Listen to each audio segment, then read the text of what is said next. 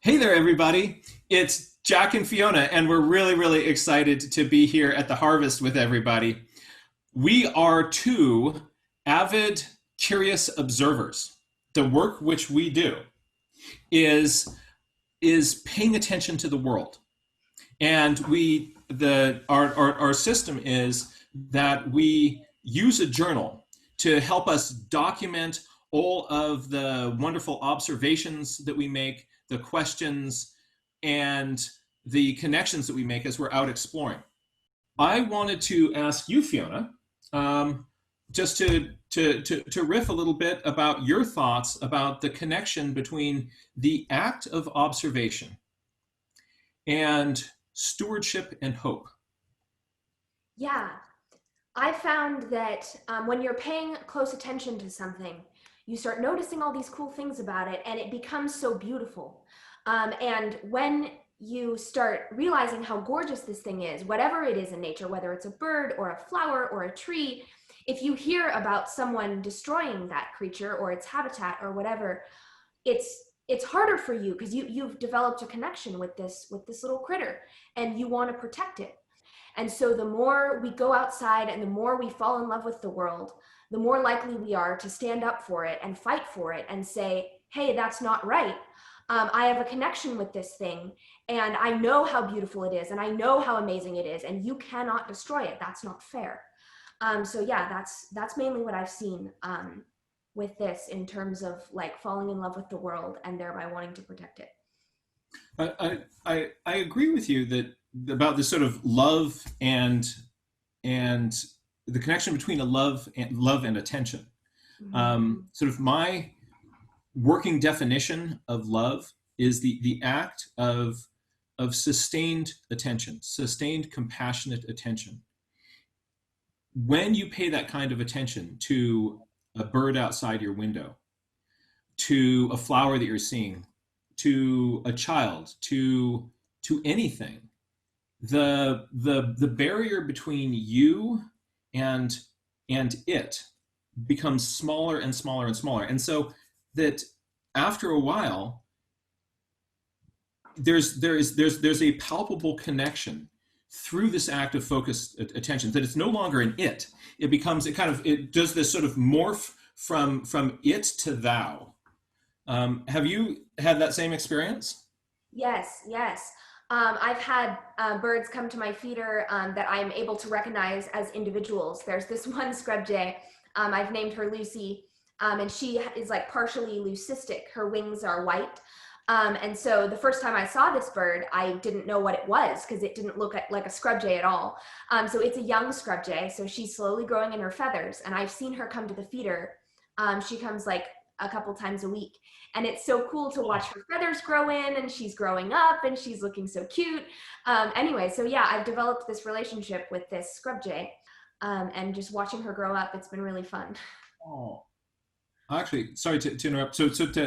Speaking of scrub jays, Yeah. there's right now a scrub jay right outside my window. Oh, Uh, cool.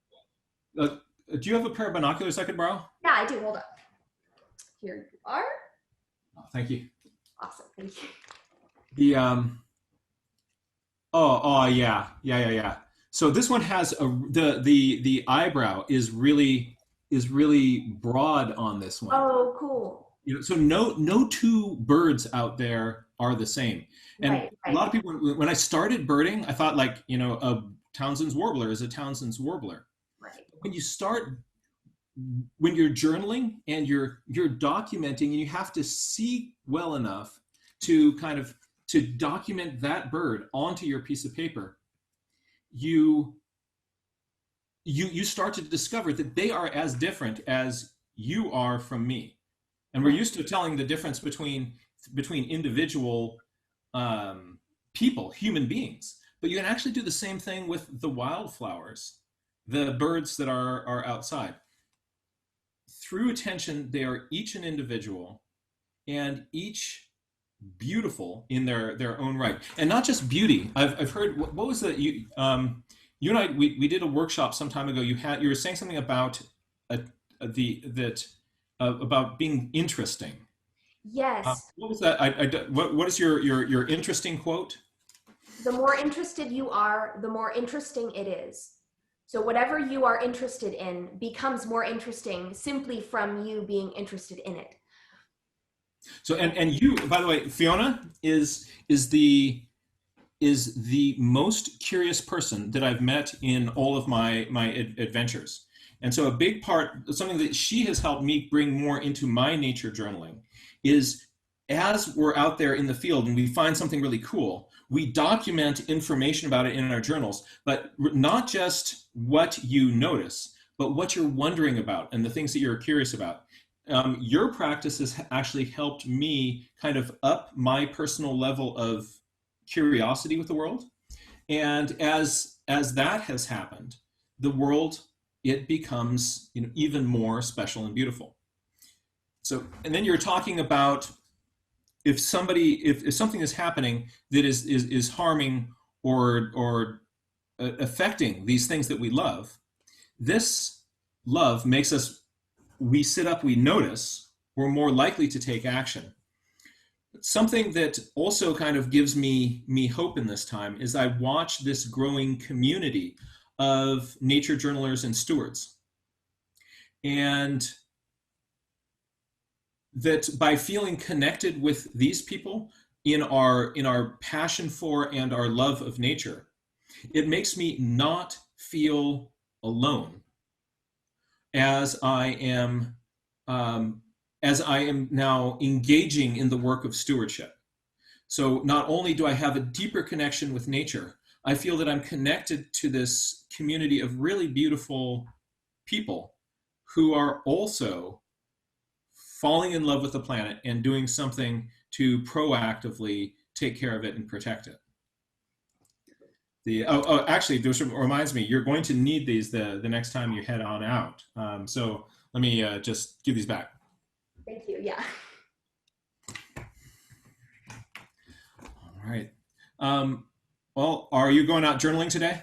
I am going to go out journaling today, hopefully. I am too. It'll be fun to sort of share our observations of what we see. Mm-hmm. And just wanted to let you know, Nature Journaling Buddy, seeing you and the way that you stand up for this planet helps give me hope and inspiration for the work of stewardship that I'm involved with. So it's really good to see you again today. Thank you so much. Thank you.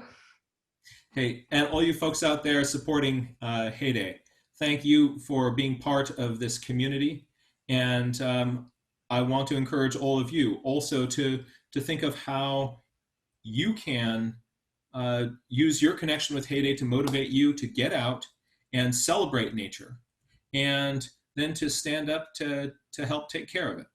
We're in this community together with nature, and we hope that you will, in honor of that, join us in protecting this beautiful planet.